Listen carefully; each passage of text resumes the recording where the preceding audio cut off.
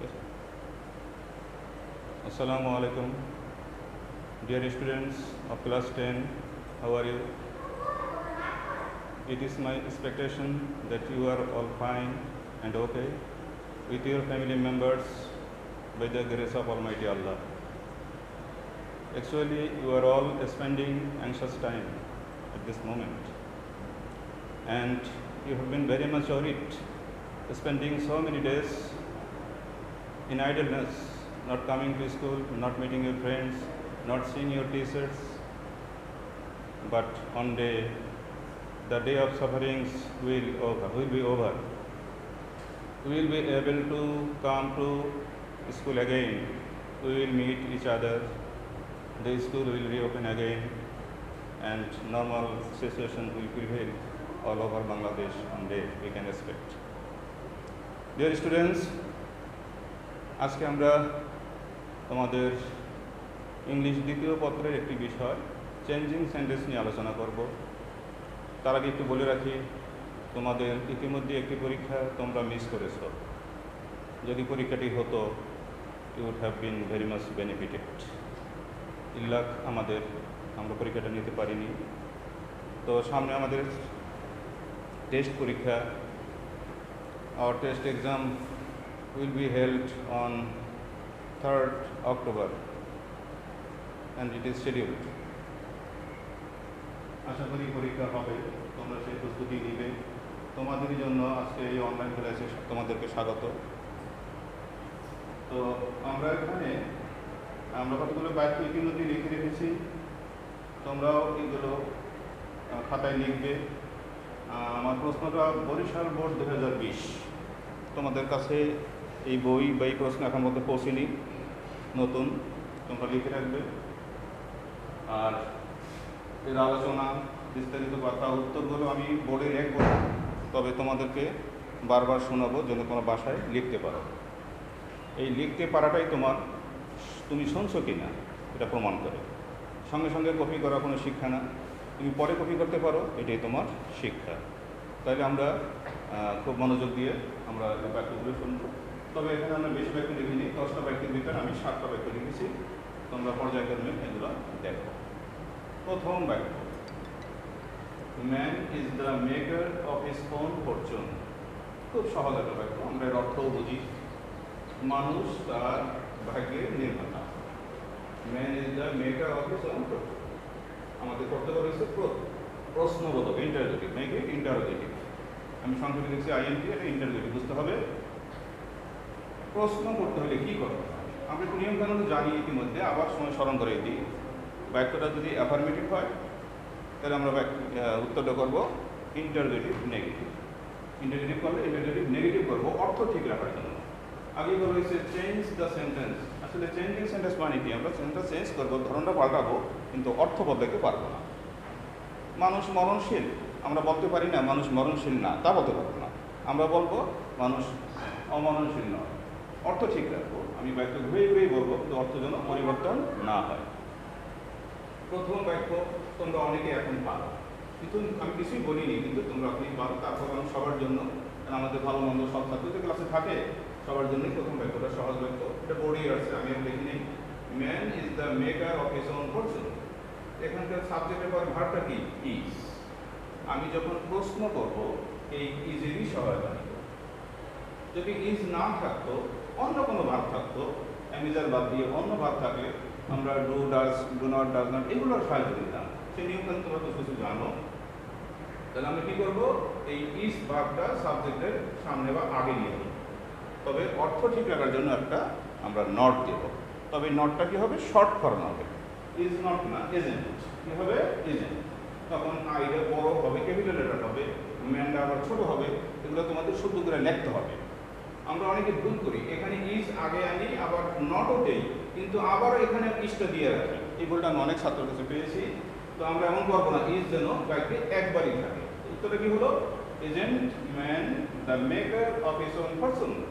আমরা আবার এখানে যেন ভুল না করি, প্রশ্নবোধক দিতে, কারণ ইন্টারভিউ যদি পুলিশটা দিয়ে রাখি এটা ভুল হবে।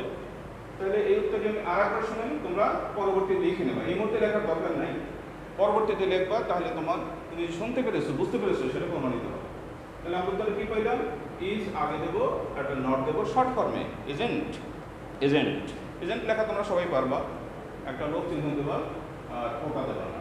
Agent man the maker of his own fortune, প্রথমত বাক্য দেবো, তার আমরা 1 নম্বর পেয়ে গেলাম। এই বাক্যটা সবাই বুঝতে পেরেছে এবং সবাই পরবর্তীতে লিখতেও পারবা, কারণ অনেকটা লেখাই আছে, আমরা সামান্য একটু চেঞ্জ করবো। আমরা দ্বিতীয় বাক্যে যাই, একটি ইন্টারেস্টিং বাক্য, মজার বাক্য, বাক্যটা একটু বড় সড়ো। আমরা বাক্যটা একটু পড়ি, তোমাদের শোনাই।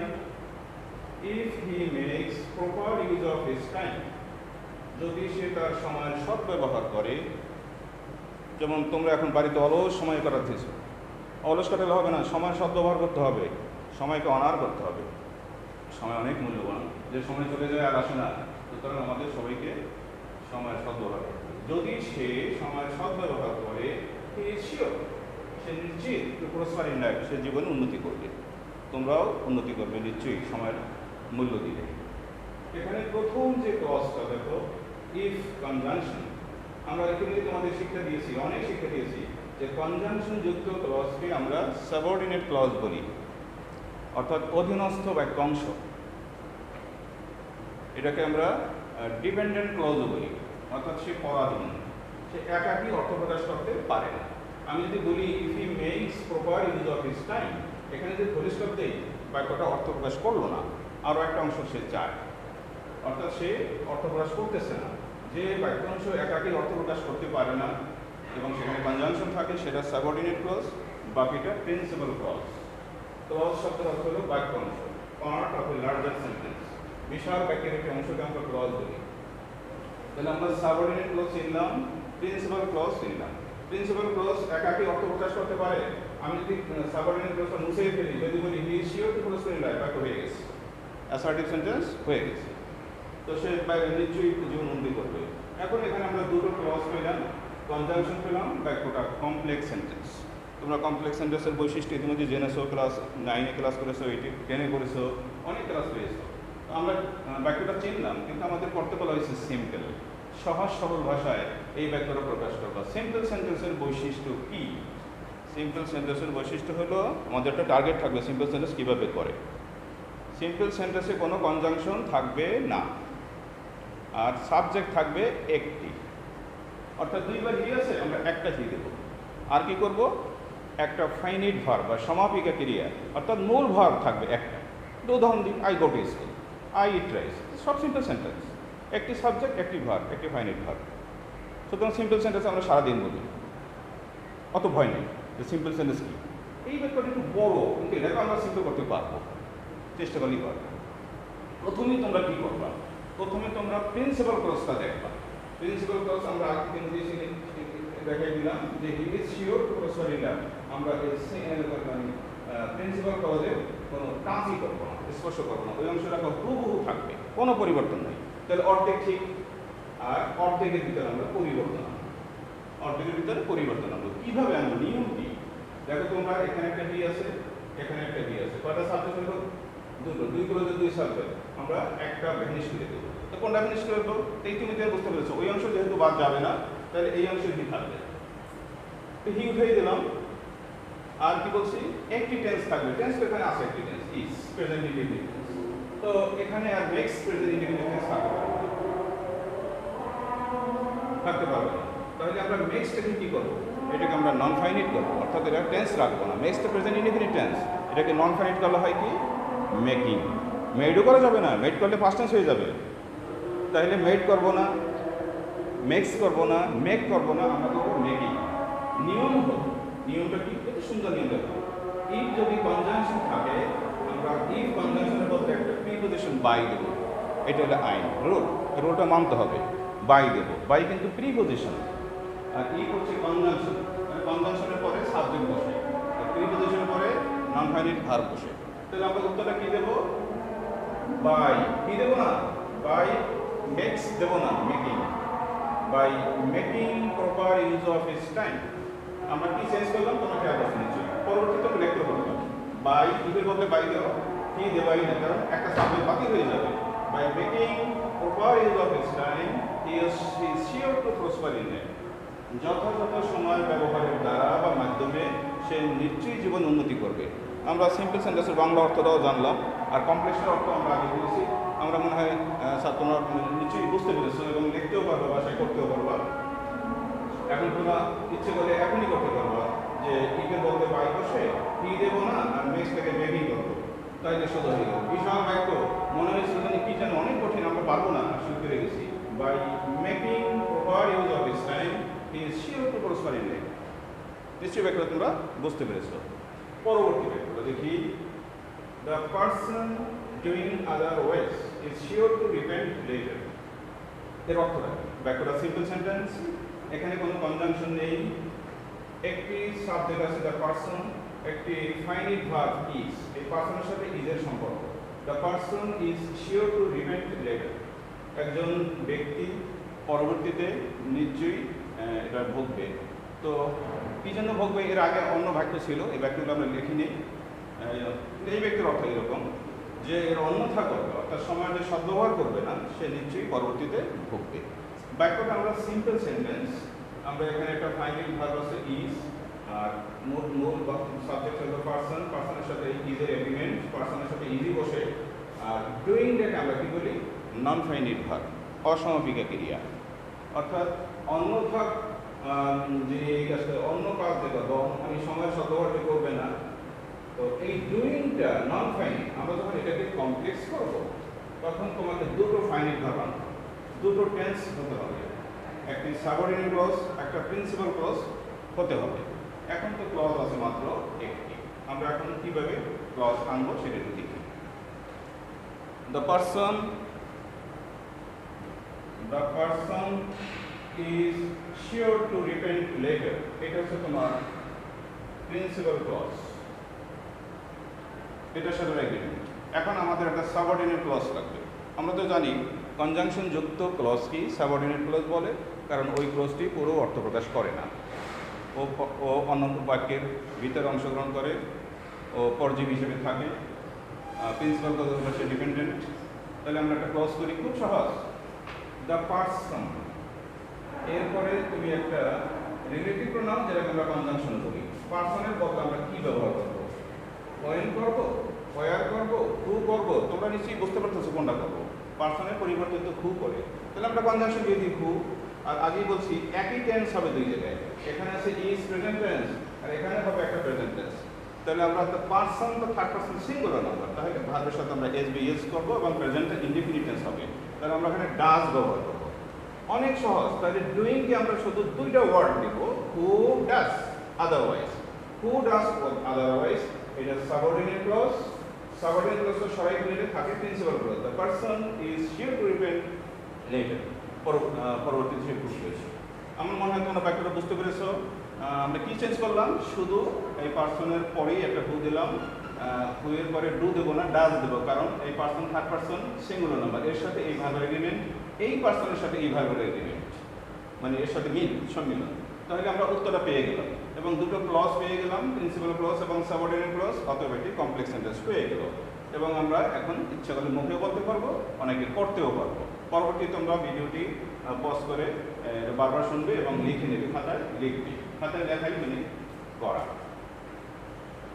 আমাদের চতুর্থ বাক্য, আওয়ার লাইফ, আমাদের জীবন, is nothing but some total of hours, days and years. আমাদের জীবন আসলে কয়েক ঘন্টা, কয়েক দিন এবং কয়েকটি বছরের সমষ্টি ছাড়া আর কিছুই নয়। আসলেই তাই, আমাদের জীবন তো আর সারা জীবন থাকবে না, একদিন আমরা এই পৃথিবীতে থাকবো না, চলে যাবো, সবাই চলে যাবে। এবং ইতিমধ্যে অনেক মানুষ যাচ্ছে, কে যাবে কে যাবে না আমরা আসলে জানি না, যেতে হবে সবাইকে। সুতরাং we are counting our days. তো প্রিয় শিক্ষার্থীরা, বাক্যটা খুব অর্থটা বুঝলাম, নাথিং বাট। তোমরা ইতিমধ্যে নাথিং বাট, নান বাট এগুলো কত শুনছো, আজকে বোর্ডেরই প্রশ্ন অবশ্য। তো নাথিং বাটের নিয়মটা আমরা ইতিমধ্যেই জানি, বা নান বাটের নিয়মটাও জানি। তো আমাদের সাবজেক্টটা কি, আমাদের সাবজেক্ট হলো আওয়ার লাইফ। আওয়ার লাইফ এটা তো কোনো ব্যক্তি না, কোনো পার্সন না। ব্যক্তি হলে আমরা ব্যবহার করি নান বাট, আর বস্তু হলে ব্যবহার করি নাথিং বাট। এবং এগুলো যখন আমরা, এগুলো নেগেটিভ, যেহেতু নাথিং না এন যুক্ত ওয়ার্ডই তো নাথিং, তাই না, নেগেটিভ। তো আমরা ব্যবহার করবো অ্যাফার্মেটিভ, তাহলে নাথিং বাট দিব না। নাথিং বাটের বলতে কী হয় আমরা ইতিমধ্যে জেনেছি, অনেক আগেও জানি, আজকে স্মরণ করে দিই, তোমরাও জানো। আমরা অনলি ব্যবহার করব। তাহলে অনলি বা অ্যালান, এখানে অনলি ব্যবহার করব, ব্যক্তির ক্ষেত্রে অ্যালান নেই। তো আমরা অনলি ব্যবহার করব। তাহলে নাথিং বাটটা উঠিয়ে দেবো, আমরা এখানে একটা অনলি ব্যবহার করবো। এটা আমাদের নিয়ম, এটা আমরা জানি, আমরা প্রয়োগ করবো। তাহলে আমাদের এত বিশাল বাক্যের উত্তরটা সংক্ষেপে পেয়ে গেলাম। উত্তরে কি হলো? Our life is only, our life is only nothing but what, only some total of hours, days and years. Our life is only, আমাদের জীবন শুধুমাত্র কয়েকটি দিন, ঘন্টা এবং বছরের সমষ্টি। তাহলে আমরা এই উত্তরটা খুব সহজেই পারলাম। তোমাদের কাছে খুব সহজ লাগতেছে। প্রথম যখন বোর্ডে দেখছিলাম চেঞ্জ দ্য ফলোইং সেন্টেন্সেস, তখন তোমরা ভয় পেয়ে গেছিল যে এগুলো আমরা কেমনে করবো, বড় বড় বাক্য। কিন্তু এখন দেখা যায় তোমরা সবই করতে পারো ব্যাখ্যা করে, খুব সহজ লাগতেছে। আমরা পরবর্তী ব্যাখ্যা চলে যাই। Question number 5, youth is the most valuable season of life. যৌবনকাল হচ্ছে জীবনের সবচেয়ে মূল্যবান একটি সময়। এখানে সিজন অর্থে আমরা টাইমও বলতে পারি, কারণ যৌবনকাল তো একটা সংক্ষিপ্ত না, অনেক সময়টা নিয়ে এটাকে সিজন হিসেবে বলা হয়েছে। তো এই বাক্যটার বৈশিষ্ট্য হলো বাক্যটা superlative degree, most valuable, valuable, more valuable, most valuable. এই যে মোস্টের কারণে এটা সুপারলেটিভ ডিগ্রি হয়ে গেল। তোমাদের কাছে হয়েছে পজিটিভ ডিগ্রি। তো পজিটিভ ডিগ্রির নিয়মকানুন আমরা একটু জানি যে পজিটিভ ডিগ্রি সাধারণত কী দিয়ে শুরু করি? কখনো কখনো আমরা শুরু করি নো আদার দিয়ে, কখনো শুরু করি ভেরি ফিউ দিয়ে। এখন আমরা একটা হিমশিম খেয়ে যাই, কোনটা দিয়ে শুরু করবো? খুব সহজ নিয়ম শিখিয়ে দিই। যদি তুমি দেখো অ্যাডজেক্টিভের পরের ওয়ার্ডটা সিজন, যেটা সিজনে কিন্তু সিঙ্গুলার, এটা ওয়ার্ডটা নাউন, এটা কোনো এস নাই। যদি এখানে একটা এস থাকতো, খুব সহজ দিন, যদি এটা এস থাকতো সিজনস, এদিকে যাই থাকে না কেন সিজনস, এস থাকলে আমরা ভেরি ফিউ দিয়ে শুরু করতাম। আর যদি সিজন থাকে তাহলে আমরা নো আদার দিয়ে শুরু করবো। শুরুটা আমরা পেয়ে গেলাম যে এস নাই। এই ব্যাখ্যা আমরা আরও পরবর্তীতে দিতে পারবো কেন এমন হয়। আমরা একটু খুব সংক্ষেপে বলে দিলাম। আমরা শুরু করবো কি দিয়ে? নো আদার দিয়ে। তো নো আদার দিয়ে শুরু করি, তারপরে কি দেখো? নিয়মটা হলো নো আদার করে তুমি সুপারলেটিভ ডিগ্রির পরের অংশ, সুপারলেটিভ ডিগ্রি হলো মোস্ট ভ্যালুয়েবল, এর পরের অংশ দিয়ে দেবো নো আদারের পরে। তো নো আদার দিয়ে শুরু করলাম, no other season of life হয়ে গেল একটা অংশ। তারপরে তুমি লিখে দেবা ভার্ব হতে পারে, no other season of life is, verb এখানেই দেওয়া আছে ইজ। তারপরে আমরা তো জানি যে valuable positive degree, more valuable comparative degree, most valuable superlative degree. তাহলে আমরা কী ব্যবহার করব? ভ্যালুয়েবল ব্যবহার করব। এই ভ্যালুয়েবলের আগে একটা অ্যাজ দেবা, পরে একটা অ্যাজ দেবা। যদিও প্রথম সো ব্যবহার করা যায়, আমরা অ্যাজ ব্যবহার করব। আর প্রথম যে ওয়ার্ডটা দিয়ে শুরু হয়েছে এটা দিয়ে আমরা শেষ করব। তাহলে আমরা উত্তরটা শুনি। No other season of life is as valuable as youth. No other season of life, জীবনের আর কোনো সময় বা ঋতু নেই, is as valuable, এমন মূল্যবান as youth, যৌবনকালের মতো। আসলেই সত্যি কথা, আমরা একটা সত্যি কথা ঘুরিয়ে বললাম, ঠিক আছে? সত্যি কথা, এটা সুপারলেটিভলি বললাম, ওটা একটু পজিটিভলি বললাম, কথা কিন্তু একই। যদি বলি সে ক্লাসে সবচেয়ে ভালো ছাত্র, এটাও যে কথা, তার মতো ভালো ছাত্র ক্লাসে আর নেই, একই কথা। এটি চেঞ্জিং সেন্টেন্স, অর্থ বদলানো যাবে না, বাক্যের রূপ পাল্টাই বলো। এর উপকারিতা তোমরা ভবিষ্যতে যখন উচ্চশিক্ষিত হবে তখন অনেক বাক্য চেঞ্জ করে লিখতে পারবে, ঘুরিয়ে লিখতে পারবে, তখন দেখবে চেঞ্জিং সেন্টেন্সের কত প্রয়োজনীয়তা। নাম্বার 6, ইট ইজ কল্ড মানে it is called the seed time of life. এই সময়টা জীবনের বীজ বপনের সময়। এই সময় তুমি যখন বীজ বপন করবে, পরবর্তীতে বিশাল এক ফল হবে, এই ফল তুমি খেতে পারবা। আর বীজটা যদি বপন না করো, ফল কিছুই হবে না। তো এই সময়কে যারা অবজ্ঞা করে, মনে করছে পড়াশোনা না করাই ভালো, ভবিষ্যতে কী করতে পারবা? পড়াশোনার তো মূল্য সর্বযুগেই ছিল, এটা আমাদের বুঝতে হবে। আমরা যারা অবহেলা করি, পরবর্তীতে আমরা ভুগবো। আর পড়াশোনা করলে আমরা ফল পাবো। এটাকে বলা হয় কি time? It is called the seed time of life. Youth is called the seed time of life. এই বাক্যটা প্যাসিভ ভয়েস। কীভাবে বলতাম প্যাসিভ ভয়েস? এই দেখো, মেজারের পরে ভার্বের পাস্ট পার্টিসিপল আছে, এটাকে বলা হয় ভাত খাওয়া হয়, তাকে হত্যা করা হয়, এই টাইপের বাক্য তো প্যাসিভ। কিন্তু বলা হয় কাদের দ্বারা? আমাদের দ্বারা, মানুষের দ্বারা। কিন্তু প্যাসিভ ভয়েস কিন্তু এখানে একটা বাই নেই। আমরা তো প্যাসিভ ভয়েসের বাই থাকে সাধারণত, rice is eaten by me. কিন্তু বাই মি যদি নাও থাকে তারপরও passive, rice is eaten passive, a letter is written passive, কিন্তু বাই না থাকলেও প্যাসিভ, অনেক সময় এটা উজ্জ্বল থাকে, এখানেও একটা উজ্জ্বল আছে, সাইলেন্ট মানে দেখা যায় না। তাছাড়া আমরা প্যাসিভ কেন বুঝবো, এখানে তো অ্যাক্টিভ চাওয়া প্যাসিভ, তো অ্যাক্টিভ যদি চাই নিশ্চয়ই এটা প্যাসিভ, আর ওটা প্রমাণ হয়ে গেল। তো তুমি যখন এটাকে অ্যাক্টিভ করবা, অ্যাক্টিভ করার বৈশিষ্ট্য, অ্যাক্টিভ ভয়েসে তোমার এই অক্সিলারি ভার্বটা ব্যবহার হবে, তবে এটার প্রয়োজনীয়তা আছে। এটা প্রমাণ করে এই বাক্যটা প্রেজেন্ট টেন্সে ছিল। মূল অ্যাক্টিভ বাক্যটা কিসে ছিল? প্রেজেন্ট টেন্সে। ইজ বলে দেয় মূল বাক্যটা, অ্যাক্টিভের বাক্যটা প্রেজেন্ট টেন্সে ছিল। তো প্রেজেন্ট টেন্স নির্ভর করবে এই ভার্বের উপরে। এটা তো প্যাসিভ, এটা তো ভার্বের পাস্ট পার্টিসিপল। তুমি যখন অ্যাক্টিভ করবে তখন তুমি আর ইডি যোগ করবে না, শুধু কল থাকবে। আর ইজ বসে প্যাসিভ ভয়েসে, অ্যাক্টিভে বসে না, তাহলে এটাও বাকি।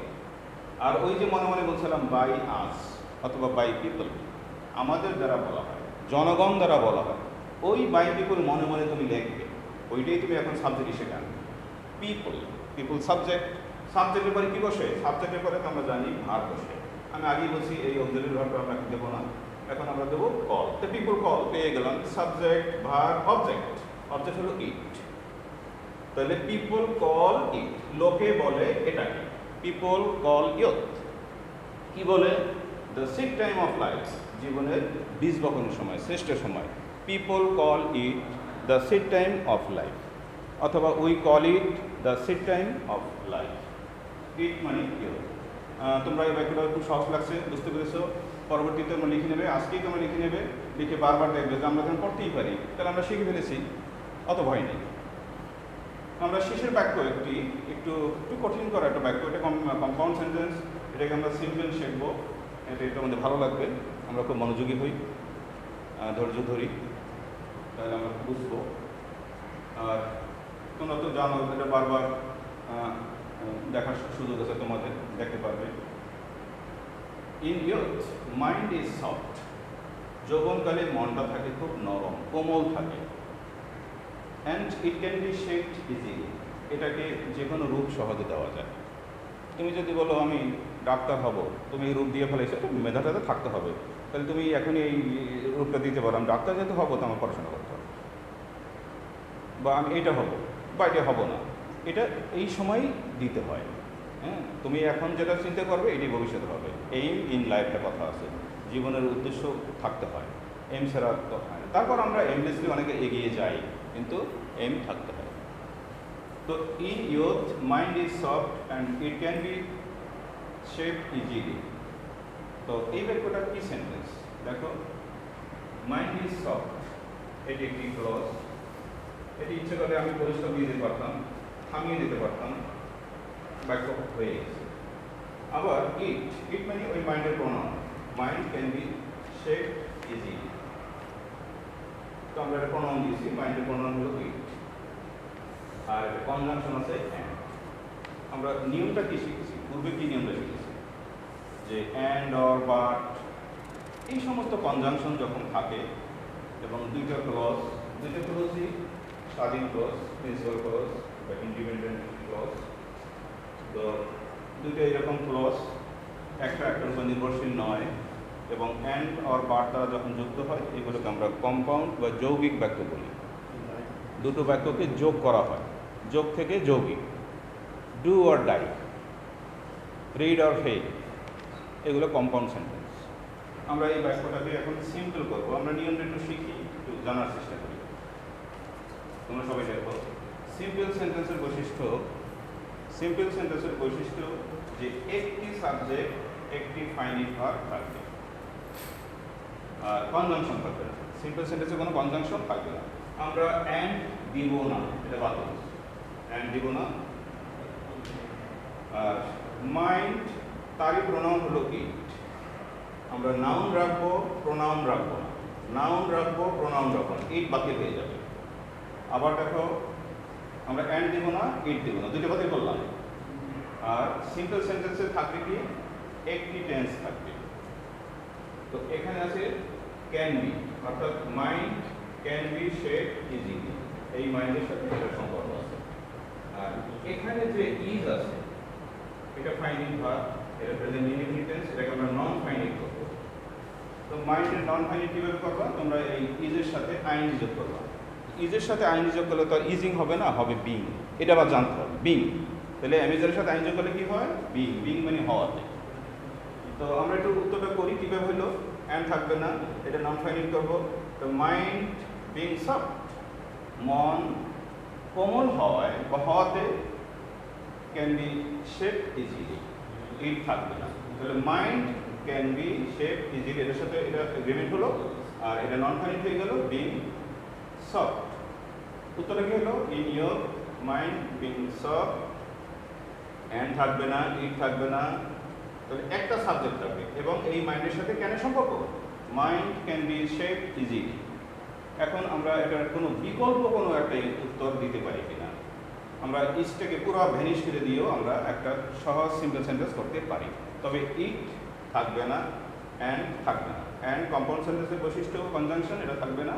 আর ইট ডাবল সাবজেক্টও থাকতে পারবে না, একটি সাবজেক্ট থাকবে সিম্পল সেন্টেন্সে। আমরা একটু শর্টকাট করি, এই মাইন্ড সফটকে একটু ঘুরিয়ে দিই, সফট মাইন্ড। কি সুন্দর ইংলিশ, সফট মাইন্ড, কোমল মন, সফট মাইন্ড সাবজেক্ট, দুটো সাবজেক্ট অর্থ হয়ে গেল সফট মাইন্ড। তারপরে আমরা এই ক্যান বি শেপ ইজিলি দিই। তাহলে দেখো তোমরা, soft mind can B shape easily যদি তোমাদেরকে জিজ্ঞেস করি এর বাক্যের ভিতরে কোনো কনজাংশন আছে, কোনো ব্যাপার নাই। যদি বলি সাবজেক্ট কোনটা? Soft mind. Mind noun, soft adjective, অ্যাডজেক্টিভের উপরে নাউন বসে। তাহলে এটি আমরা সিম্পল একটি সেন্টেন্স পেলাম, কনজাংশন মুক্ত, কনজাংশন নাই, তারপরে দুটো ক্লজ নাই, একটি ক্লজই হয়ে গেল। উত্তরটা আমরা এখন লিখে নেব। In your soft mind can be shaped easily, অথবা in your mind being soft it can be shaped easily. প্রিয় শিক্ষার্থীরা, আমরা আমাদের ক্লাসের শেষ পর্যায়ে চলে এসেছি ইতিমধ্যেই। আমি আশা করি তোমরা এই বাক্যগুলো বাসায় বারবার দেখবে, একবার লিখবে, বারবার দেখবে, বুঝতে পারবে, আর নিজে করার চেষ্টাও করবে। প্রশ্ন পাশে রেখে নিজে করার চেষ্টা করো, বাক্যগুলো লিখবে। কারণ তোমাদের কাছে 2020-এর কোনো প্রশ্ন এইমাত্র পৌঁছে নাই, আমাদের কাছে পৌঁছে দিকে আমরা তোমাদেরকে দেখাইলাম। পরবর্তীতে আমরা অন্য কোনো ক্লাস করব তোমাদের সিলেবাসের ভিতরে, যেগুলো বোর্ডে করা যায়। তোমরা ভালো থাকো, সুস্থ থাকো, এবং ভিডিও দেখার আমন্ত্রণ রইল। Thank you. আসসালামু আলাইকুম।